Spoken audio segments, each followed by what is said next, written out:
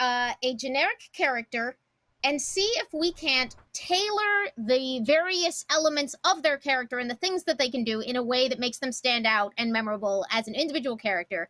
For those of you just joining me, welcome to D&D Beyond. I've got Xander Jeanneret, one of my favorite players in the world, one of my dear friends, and one of the smartest people I could be talking to.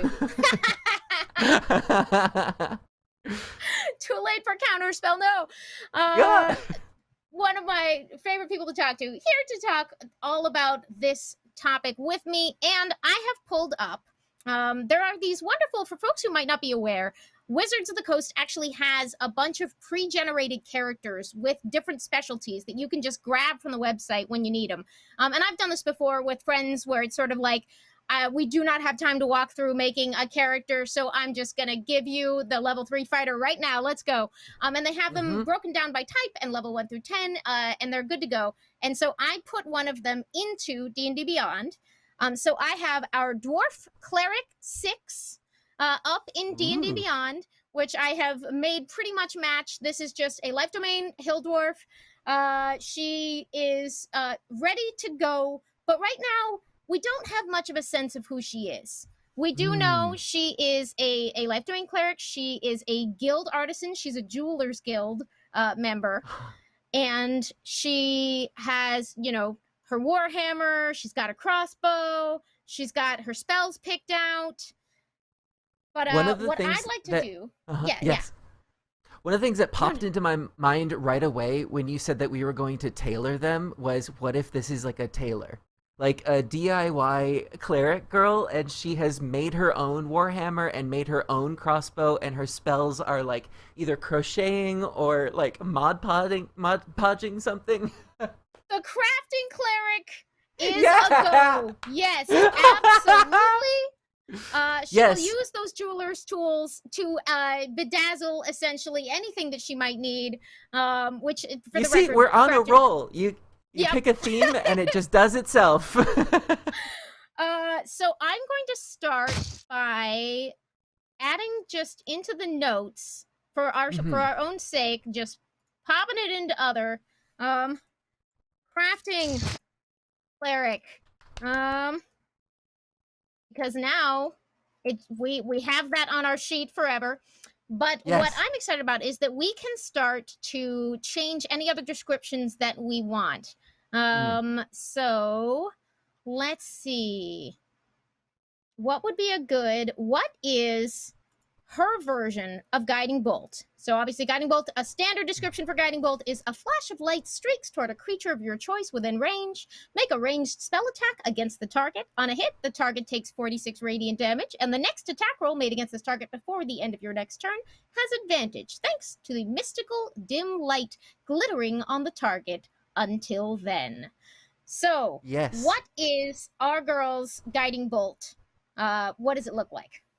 So one of the things that I like to do as well is to leave some of this up to in-game moments as well. This is just a prerequisite, but sometimes the perfect scenario will come up in the game and you're like, oh, this is what it looks like in this moment. But the first thing that came to mind for me was, okay, this is a light-based spell and it sort of flashes out in a beam.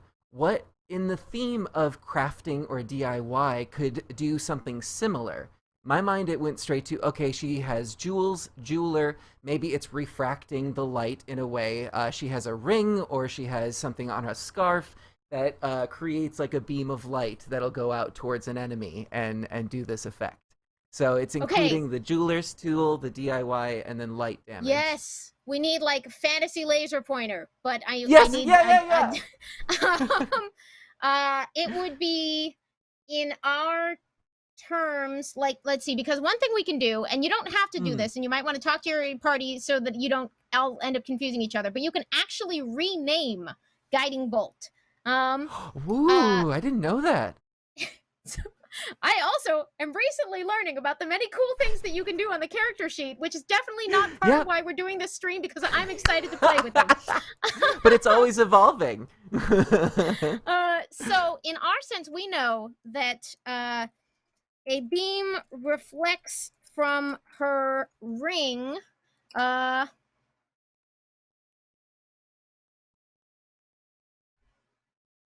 flashing towards enemy. I don't know. That's our custom notes on this, which you can see already. Now, when we look at Guiding Bolt, it says it's customized. It's got a little asterisk, and it says a beam reflects from her ring, flashing towards enemy. So it will help me to remember that I decided that's what that means. And if you're joined into the campaign, the DM will also be able to see that description when they pull up your character sheet. Yep. I'm gonna say, let's just call it Guiding Ring. Yeah, I love that. Has a good ring to it. So our custom name for this one, now we have on our character sheet a spell called Guiding Ring, a first level cleric customized spell. It's already set to do to roll quite poorly, apparently. Bad dwarf cleric. You know, she's in a cave. There's not a whole lot of light to refract in this moment. That might have been what happened. Because that's the thing, is you can also use these customized flavors to describe how spells fail. Because we've created these parameters of, oh, it's the ring catching light. If there's no light, that's the reason that the spell would fail. Absolutely. I love, Lauren themselves says, can her name be Hildegard, the Hill Dwarf? Yes. Hildegard. And I imagine can't keep calling that her she dwarf has... cleric. Right. She has like an a beard that is super braided, but there's like threading in it and things like that to make it look almost like a pattern. I love it. Maybe some beads as well. Yes. What of these things is the name? Okay. Hildegard. I love it. All right. So that's we can easily change our character and come back here. So let's see. The other thing I recently learned, again, by watching this incredibly helpful video Todd and Lauren did last fall, is that you can optionally choose to have other things on your character sheet show up on this front panel by telling them to display as attacks. What? Right. If you're just like, I'm going to Sacred Flame all the time, I would really like to always be able to Sacred Flame. You can click Customize and display as attack. And what that means is when I go back to my actions here, look at my Sacred Flame sitting there reminding me it exists and waiting to be used. An actual game changer for me. Again, our wonderful predecessors here at the channel, Todd Kenrick and Lauren Urban, who know everything. Lauren, just one of another dear friend and lovely human. Yay! But so that is just a great little button to customize your character sheet and the things that are displayed. It'll just auto force it to show up as if it's an attack on your front page here. Obviously, if you're keeping track of spell slots, you will still want to go down and manually mark off that you have used slots, depending on how you want to do that, because it won't automatically do that for you. But still, keep it very honest, useful. Kids. Mark off your spell slots. It's part of the fun if you're playing with those limitations. Yeah. What should Hildegard's Sacred Flame be like? Here's the standard. Flame-like radiance descends on a creature that you can see within range. The target must succeed on a dexterity saving throw or take 1d8 radiant damage. The target gains no benefit from cover for this saving throw. Okay, so, Amy, some role-playing. You're my DM for this. I'm creating Hildegard. I have an idea for my Sacred Flame. Can I pitch this to let's you? hear it. Now, I know that the campaign is taking place in sort of this fantasy environment, but I'm creating sort of a crafting theme to my character, and I was wondering if you would allow fantasy magical glue guns? When I think of hot things in crafting, my mind immediately goes to glue guns. You make a compelling case. Now tell me what the glue guns would what would that look like? Yes, well, of course, this is a cleric performing this, so they're going to be spectral radiant glue guns that will appear mystical to anybody that is unfamiliar with this mysterious technology. And perhaps in both hands as she shoots out this hot molten liquid from these guns, creating the effects of sacred flame that then coat the target. I love it. Now, here's where I, as a DM, would stop to sort of think through the campaign that I've built. If I Yes, am please. doing something that is particularly serious, I might sort of nudge, like, I'm not sure that the physical construct of a gun is going to fit in super well. What about, let's say, sort of the effect of a net spreading out? I love that. Yes. But on the other hand, if I'm playing a different kind of campaign, I might be like, heck yes, mystical glue guns. That is going to be perfect. And I will say, today I'm feeling like, oh yes, please, can we have mystical glue guns in this? What shall we call, if we want to flavor our sacred flame? Mystic Glue Guns is a pretty great name. Please welcome to the stage, Mystic Glue Guns. All right, so now we have the actual spell, Mystic Glue Guns, and we can add our own note on how this works to remind ourselves. Jet of Sacred Flame, and that might even remind me, like, what did I can't remember what it was anymore. Exactly. Emerges from magical construct glue guns. And that will now appear on our character sheet as one of our cantrips. Let's try it out. Let's try our Mystic Glue Guns. Hildegard not rolling well today, but not great. 3 points is 3 points. And it all counts. Yes. So now that we're getting partly an idea of who she is, by the way, I do want to switch up her dice just because I feel like she's using the wrong dice right now. Interesting, yeah. I also love messing with the backgrounds and the character frames and stuff like that. I spend way too long doing that. It's very fun. I will say I've always loved, like, when people design custom printout character sheets, and this is like getting to do that on my Dorito-proof screen. Yes. Not sponsored by Doritos. Yeah. Surprisingly enough. Doritos, I guess. Yeah. I'm gonna go with the Cauldron dice set, I think. What do you think of these guys? Let's give them a test roll with the Warhammer. I think I need to reload once I selected that is probably what needs to happen there. Real-time learnings. I like to think that her Warhammer is like made of wicker that's like weaved together from like a craft store type of thing. And it has the fake vines and stuff peeking out of it. I love that. Can we that would be a great fit, I think, for a magical item Warhammer once she picks up, like an attuned Warhammer, right? Oh my goodness. That's what I will tell you, one of my DMing tricks. Oop, not great, but the die looks better. It does.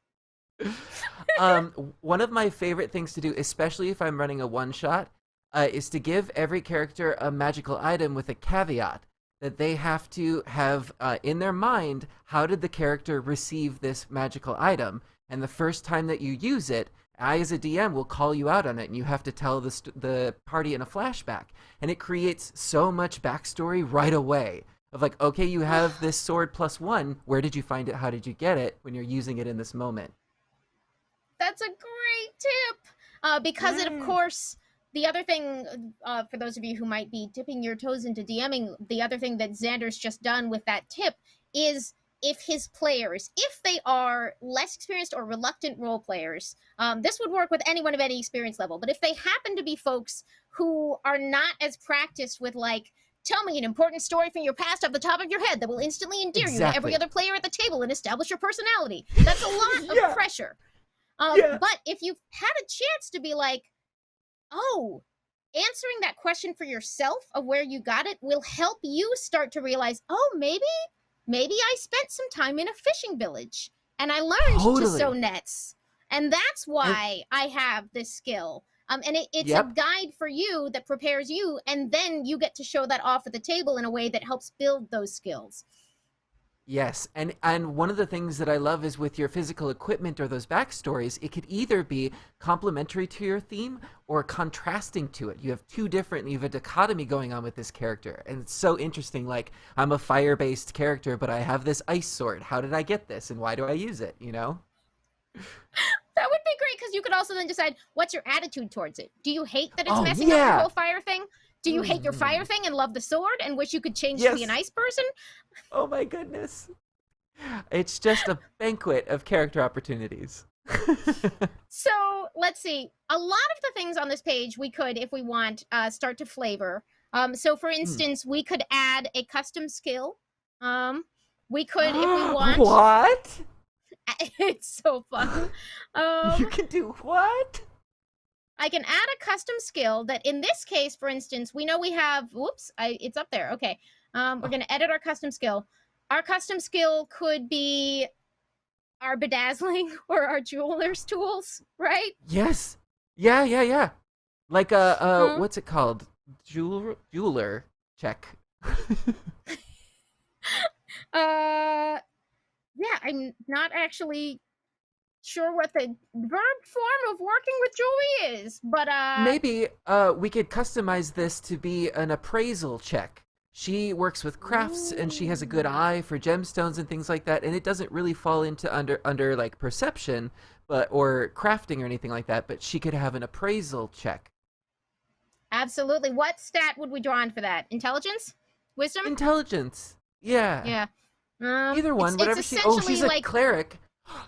This is something we can do too because it's her and we're making the skill. She's a cleric. We know she's wisdom based. Let's make it wisdom based and easy on ourselves. So again, talk to your DM to make sure these Yeah, things yeah, are right yeah. for you.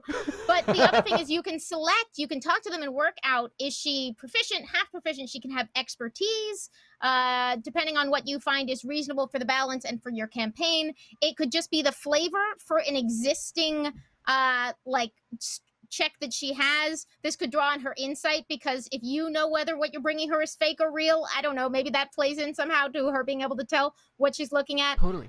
But Well, that and then if you like are playing a bard instead of performance, you could have like a specific like drum check or dance check. you can do this for thieves tools for your rogues. You can simplify. Let's see. There we go. She's in her Hey! comfort zone. A Hey! 22. She knows exactly how much her ring costs, and it's going up on eBay after this. So let's see. We have picked out a few custom spells for her.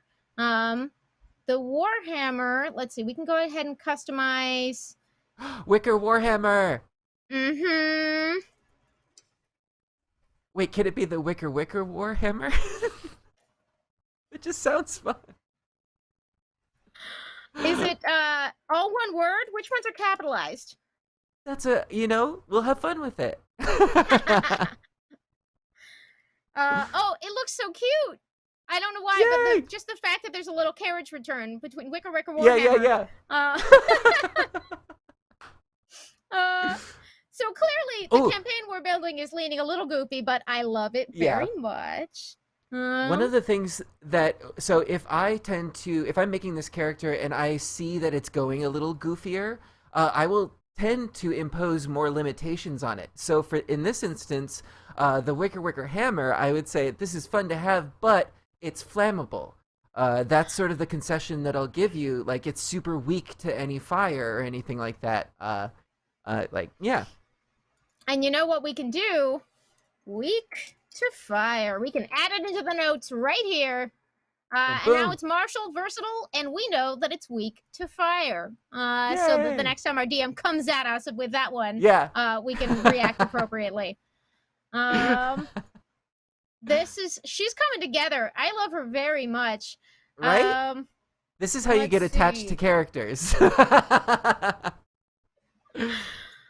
Can I customize Channel Divinity Turn Undead? Oh my god, you can customize anything. Oh, wow. What do you think her Turn Undead? Oh my is goodness. like.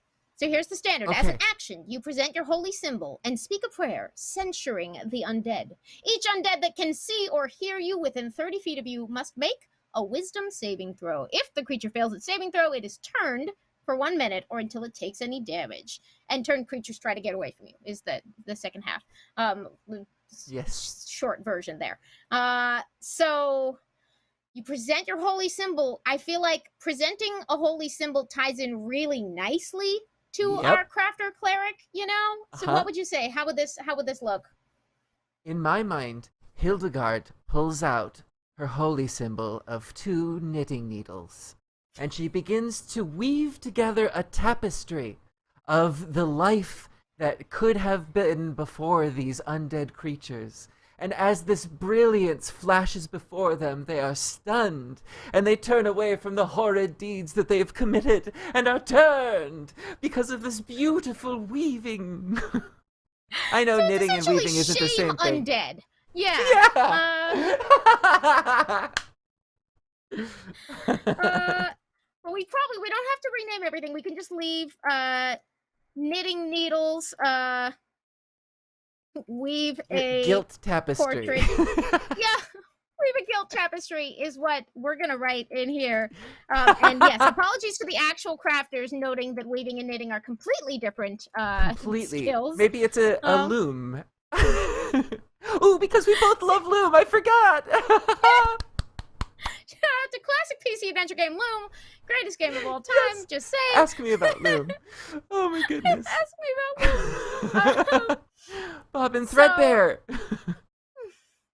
That's who we're Cross making. screen. I hate that In color. a way. We have, all right, so let's see. The notes on this one will show up. You'll have to click in to turn undead to see those, I think, unless we display as attack. Let's see. Yes. If you we use want it it to enough. always be up there, we can display it as an attack just to get it into this top display. It naturally kind of happens as you find your place within your group, but having signature spells or signature attacks, especially naming them for your character, always a good time. Yeah. And it can be helpful to sort of like, you want to play with the full variety of things your character can do, but determining for yourself what are kind of my go-tos will also be, you know, it's a big time saver, especially early on in your campaign when I know I tend to be the, oh, I should have already picked out what I'm doing because I had 6 other turns to do that, but I was watching all of you because you're very interesting. Having a little backup where you're like, and instead of that, I will multi-attack with my fighter. Let's go. Yeah. Now, if you want to go totally sort of, if you need to just improv something in the moment and you want it on your sheet, you can straight up use manage custom actions. And you can add just kind of anything that you need in the moment. You can name it improvised. Nope. What have I done? I've lost it. It went somewhere. Did anyone see what I did with it? I looked away for like 1 second. Maybe like a we're gonna go back to manage and it custom. closed? Yeah. I think I did. I must have. All right. We're gonna try that again. Let's if we just need very quickly, if you don't want to go to all the trouble of homebrewing a spell, you can actually add something right on your character sheet here. Let's say due to complicated circumstances, you have temporarily acquired wild shape, even though you're a cleric. It's, I don't know, your campaign's getting out of hand, and somebody, you ran into a fae who was like, you're a crafter, you shall be the ultimate craft, and just temporarily imbued you with that. Things happen. I love it.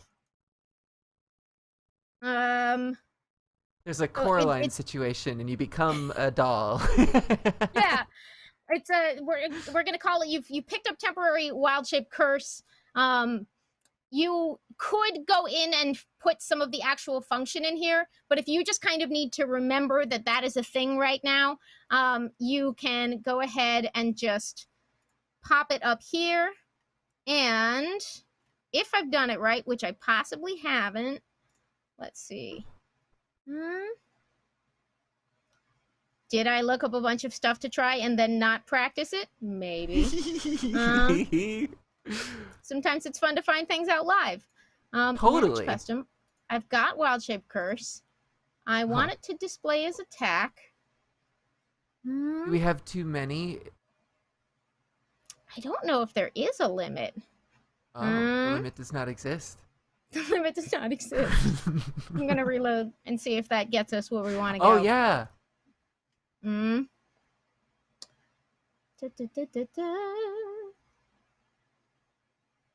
All right. Possibly because I did not assign it. I didn't say it takes an action or anything else. So it's showing up down here under other, which is very reasonable because I did not assign it any kind of time that it takes. Gotcha. Activation with an action. And now Wild Shape Curse is up here under our attacks.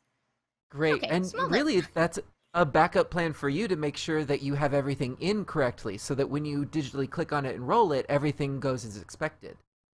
Absolutely. And if I want to, of course, I can, start assigning damage types and other spell qualities here. It's not a full-on spell homebrew situation, but it will do in a pinch.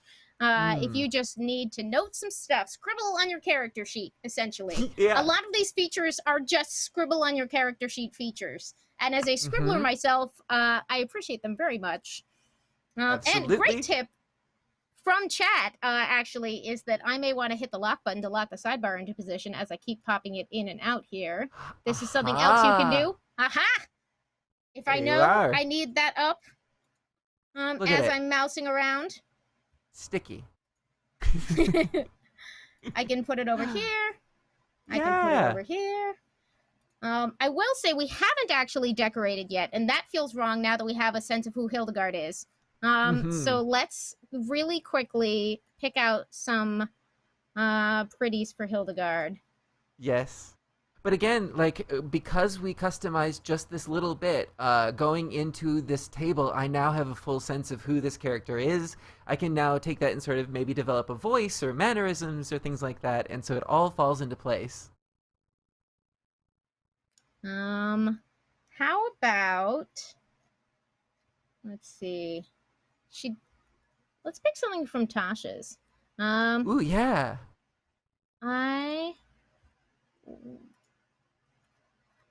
I've set this so we can't see as much as we normally would of the beautiful moody backdrop because I was trying to maximize the information. But Fair. What else would you do? We have just a couple minutes left. What else, Xander, now that we know a lot about Hildegard, the Dwarf Cleric crafter, what would be your next steps for tailoring her? Yeah, well, most of the time if I'm making the character, I'll go through items and weapons and armor and things like that. And now that I have this idea of the theme that I'm going through, like the Wicker Hammer, I can go through what does an armor look like for that? What do the items that she would have on her look like? And then most importantly for me, you were talking about scribbling on your character sheet. I utilize the notes section of D&D Beyond character sheets and just put those things into notes, just notes for me and for my DM as well, that they can peruse and go back to during the campaign.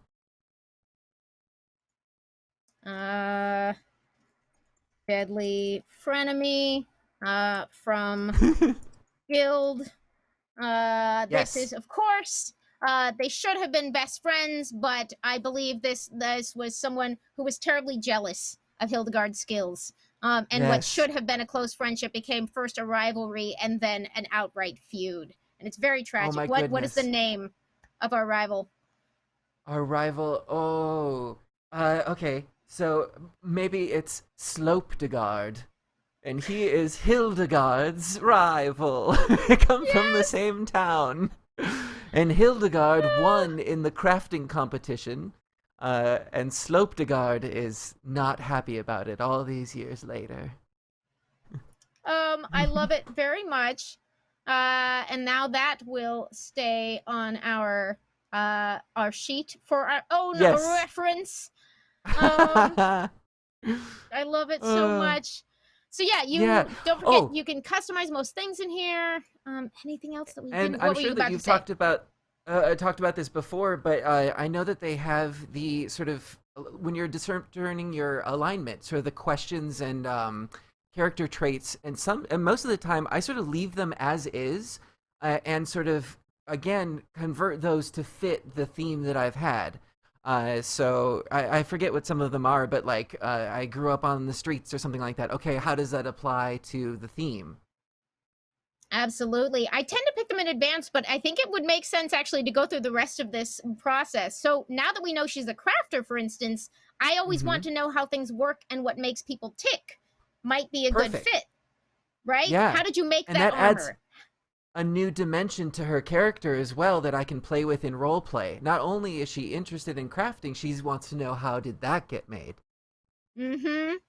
And her flaw, let's see. The suggested ones, oh no, I'll do anything to get my hands on something rare or priceless. See? Perfect.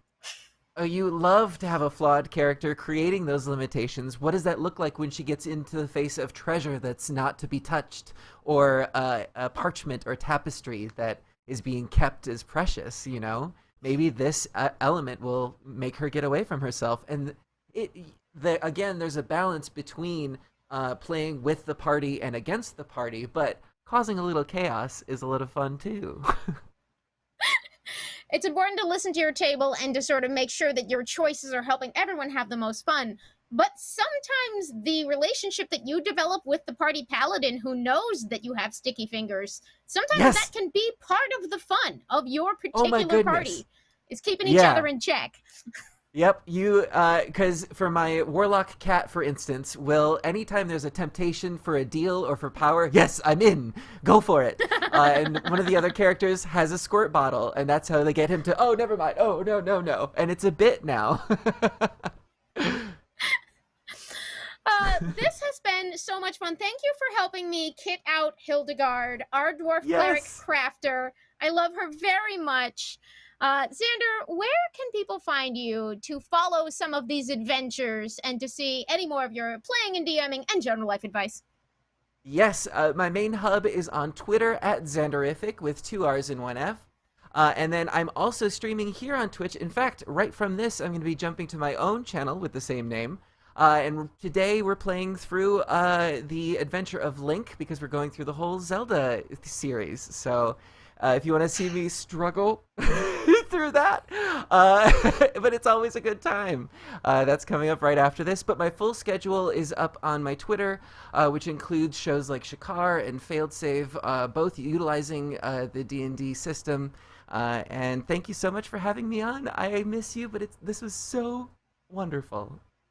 This was such a treat. Y'all, you have to see Xander play. If you haven't ever seen Xander teach his mom D&D, you should definitely go look that up. One of my very favorite videos on the internet. Thank you for joining us. We will see you next time for, I can't tell you what it is yet, but a very, very exciting D&D Beyond for our very next stream. Stay tuned to that announcement. Have a great day, and thank you for watching.